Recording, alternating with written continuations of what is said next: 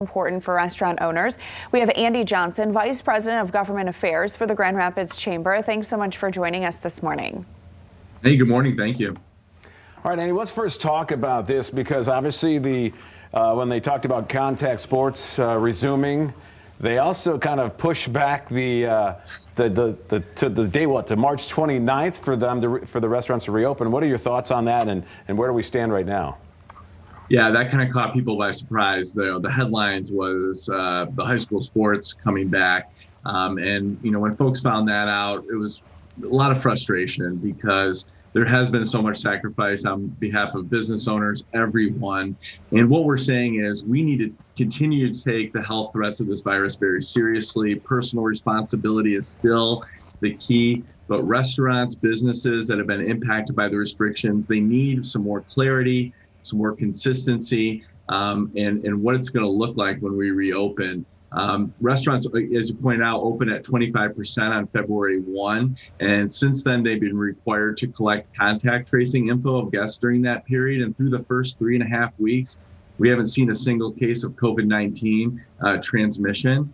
So we want to take it seriously, but we also want to see a path forward so we can open up these restaurants more. If you look at our Midwest partner states, Ohio, Indiana, Illinois, Wisconsin, they don't have these kind of restrictions like we do on our restaurants. So we want to see a path forward from Governor Whitmer.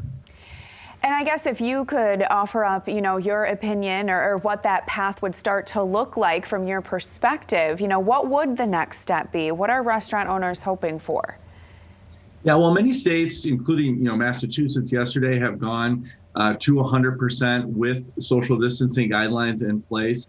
We're open to that conversation. If it's 50% for the next 3 weeks, getting us to 100%, we'd like to see what that pathway looks like from the governor, especially considering on March 1, Michigan was at a 2.6% positivity rate. So we want to know what the benchmarks are going to be when it comes to case rates and positivity. So yeah, that's just Andy, the Grand Rapids Chamber's opinion, but we want to work with the administration on that.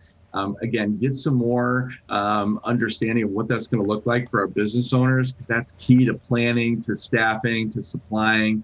And we're excited to be working with 14 other chambers around the state and trying to push for this conversation to happen soon. All right, Andy, thanks for being with us this morning. We appreciate it. Thank you. And thanks to everybody supporting restaurants. There you go. All right, 7:30 and still ahead this morning. The pandemic has challenged us physically and mentally, but some health officials are seeing a drastic increase in one disorder in teens. We'll hear from one doctor explaining why. And say good morning to our Facebook fan of the day. It is Justin Rule. Thanks so much for watching Fox 17 Morning News. Hope you're having a good week.